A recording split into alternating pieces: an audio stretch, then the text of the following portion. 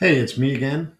Uh, so today we're going to go through prompts, right? We're gonna give you four useful prompts that you can use, especially if you're just getting started, right? If you're over 45 and you're just getting started with ChatGPT, the goal is not to become a technical expert. The goal it's much simpler than that. Learn how to use uh, ChatGPT, ask useful questions, and get useful help, right? So we're gonna go four prompts that you can copy and paste and use right away. They're not fancy, but they're very practical. They help with the four real needs, right? Which is understanding confusing information, writing better messages, checking for red flags, and making simple plans. The big idea is that ChatGPT works better when you give it a clear job and a useful context, and then you tell it what kind of answer you want. So that's what we're going to work on today. But before we get to the prompts, there's a simple formula. You want to tell ChatGPT what to act like, what you need done, what information you use, and how you want the answer formatted. So it's kind of like a prompt sandwich, right? You so you're going to give it layers of information, right? So the first layer is you're going to give it a role, right? So you're going to say act like a patient tutor. This is in the first prompt, but you act like a patient tutor, then explain this in plain English. Use short sentences and then give me examples. It's already much better than just putting something in ChatGPT and saying, explain this, right? So you don't have to write perfect prompts, but you need to give it clearer instructions that than you would put into a search engine, right? Than you would put into Google or whatever. Um, so for the first prompt, we're going to just start simple. Anything that's confusing, we're going to make it easier to understand. So a letter from an insurance company, a bank notice, a medical article, a technical article, even an email from work where there's a lot of stuff going on. So you can just paste it in, and the value is not that AI is always right. The value is that it can slow the information down and turn dense language into plain English. That's really what we're looking to do. You paste the confusing information into ChatGPT and then ask it to explain it like a calm patient tutor. You also ask it to separate the facts from assumptions, define unfamiliar terms, and give the key takeaways. So it's a great first use of AI because it gives you kind of an orientation and helps you understand what you're looking at before you decide what to do next. Um, and so then the second prompt is going to be about help me write better messages or help me write a better message. So the second prompt is really writing. Could be an email, a text, a reply to a customer, a note from a doctor's office, a note to a doctor's office. Um, and a lot of people think that AI writing means fake sounding writing. It doesn't have it, but it doesn't have to be. The trick is to tell it the tone you want. You can say, make it clear, respectful, warm, firm, brief, professional. You can even say slightly funny, um, right? If you want to just add some levity to the situation. This prompt, the second prompt that I'm putting in here, is going to ask ChatGPT to help you write the message, but also you can ask it for two versions, one shorter and one slightly warmer, one funny, one really professional, one direct, one warm, and see what works better. Um, this way, you're not trapped into a first draft. You can choose what sounds most like you. Right? You want to catch your tone, and eventually, it's what's called training the AI. You're going to train the AI on this is what uh, this is what you sound like. So as I talked about in previous videos, like I'm from born in Brooklyn, grew up in Long Island. I'm very direct, so it knows that I'm very direct, and it utilizes that information when it's interacting with me, but then also when it's writing letters, right? And just for me, I constantly have to. I write a letter and then I put it in here, and I'm like, okay, uh, you know, make this sound calm but professional, right? So it's really important. It just captures it. You want it to capture you, right?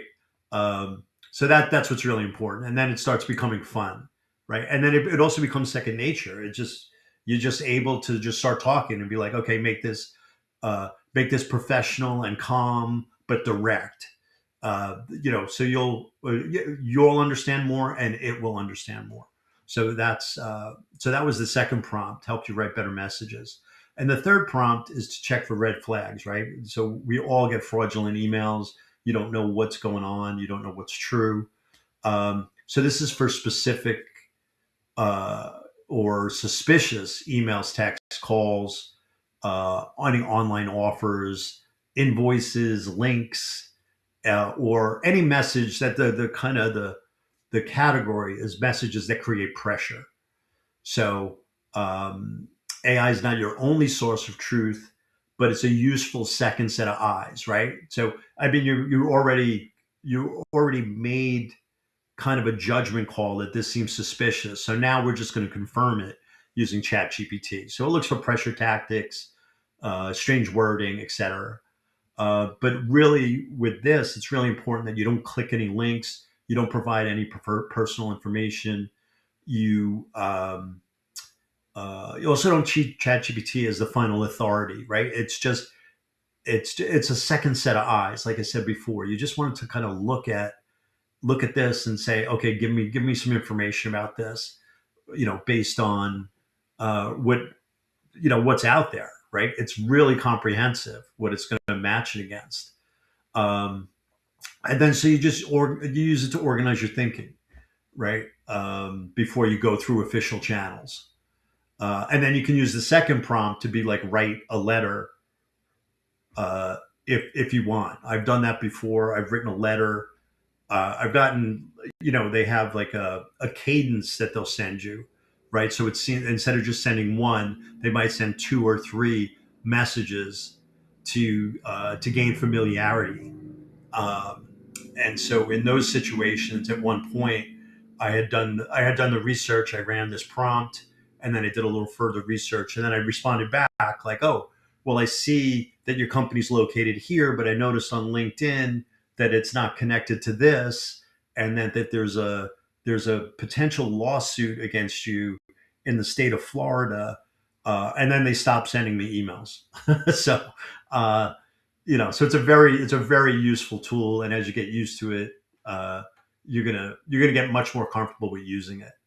um, and then the last prompt is for building a simple plan, right? Like, so if you have objectives or goals, those of us of over 45 or over 50, there's been a lot of goal setting in life and in business.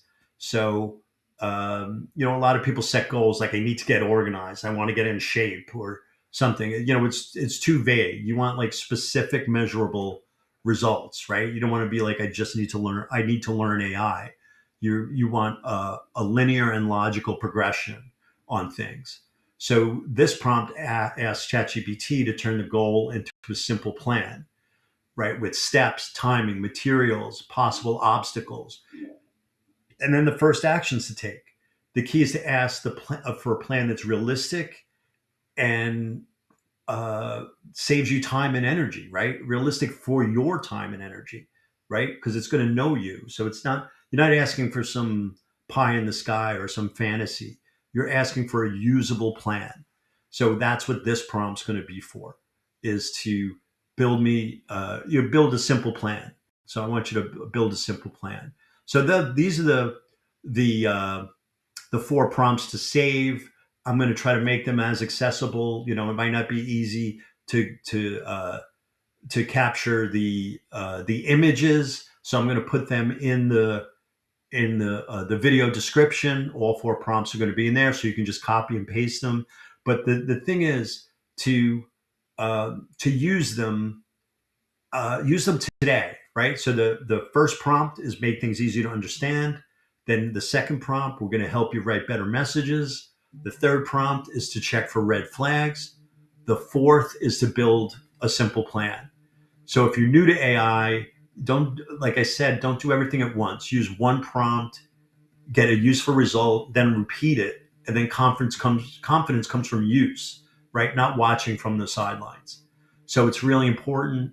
The goal is not to keep up with every new tool, it's to stay capable. So save these prompts, try one today, and adjust the words to fit your life, right? And then, like we always say here at Season Mind, it's you want to stay curious and stay capable, right? That's it. That's what this channel exists for. It exists for you to help you get up to speed on AI. So I hope this was useful. I hope it was helpful. Uh, like it, subscribe, share it, and I look forward to talking to you in my next video. So have a great day.